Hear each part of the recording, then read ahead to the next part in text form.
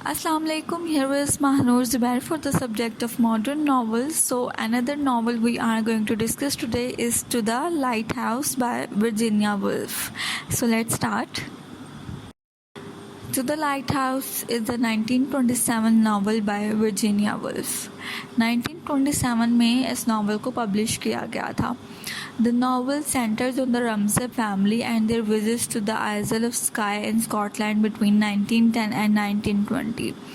ये novel रमसे family पर base करता है और उनके विज़िट पर बेस करता है जो वो स्कॉटलैंड में जाया करते थे, वहाँ पर रहा करते थे, अपने एक फार्म हाउस में समर वेकेशंस जो है वो गुजारा करते थे.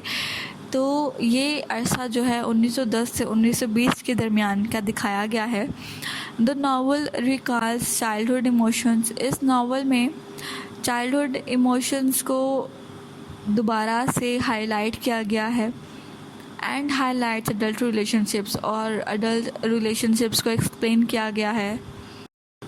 In 1998, the Modern Library named To the Lighthouse number 15 on its list of the 100 best English language novels of the 20th century. 1998 में मॉडर्न लाइब्रेरी ने टू द लाइट हाउस को 100 इंग्लिश लैंग्वेज नॉवेल्स में से 15th number पर रखा कि ये best novel है, 15th बेस्ट नावल है 20वीं सदी का. In 2005, the novel was chosen by Time magazine as one of the 100 best English novels since 1923. 2005 में टाइम मैगज़ीन ने इस नावल को 1923 से लेकर के अब 2005 तक के 100 बेस्ट नावल्स में शुमार किया जो कि इंग्लिश लैंग्वेज में लिखे गए हैं. अगर टू द लाइट हाउस के पॉइंट ऑफ व्यू से देखा जाए तो इसमें वर्जीनिया वुल्फ की अपनी ज़िंदगी का टच मिलता है. An important influence in Virginia Woolf's early life was the summer home the family used in Estes, Cornwall, where she first saw the Godrevy lighthouse, which was to become central in her novel To the Lighthouse.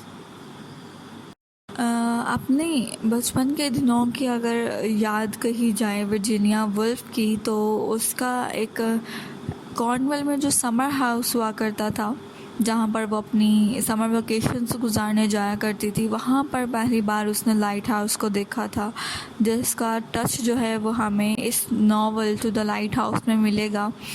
और वही उसके जो बचपन की जो यादें हैं, जो रिलेशनशिप्स हैं, जो परसेप्शंस हैं, उनका एक पॉइंट ऑफ व्यू हमें इस नावल के अंदर वो देती है. और ख़ास करके ये जो लाइट हाउस है इस नावल का सेंट्रल पार्ट है. So let's study its key facts. Full title है जी to the lighthouse. Author है Virginia Woolf. Type of work है नावल. जेनर है stream of consciousness. Language English है. टाइम एंड प्लेस रिटर्न है 1926 London. Date of first publication 1927. Virginia Woolf was an English writer regarded as one of the foremost modernist literary figures of the 20th century. Virginia Woolf English writer हैं, novelist हैं और उन्हें 20वीं सदी के modernist figures में सबसे अहम और इम्पोर्टेंट फिगर जो है वो समझा जाता है. वर्जीनिया वुल्फ 1882 में लंदन में पैदा हुई. उन्हें इतनी कोई फॉर्मल एजुकेशन नहीं दी गई क्योंकि वो एक ऐसी फैमिली से रिलेट करती थी जहाँ पर लड़कों को ख़ास करके इम्पोर्टेंस दी जाती थी और उन्हें ही पढ़ाया लिखाया जाता था. वर्जीनिया की जब मदर की डेथ हुई तो वो 13 साल की थी और वो ज़िंदगी में उसका पहला लम्हा था जब वो मेंटल ब्रेकडाउन से गुजरी.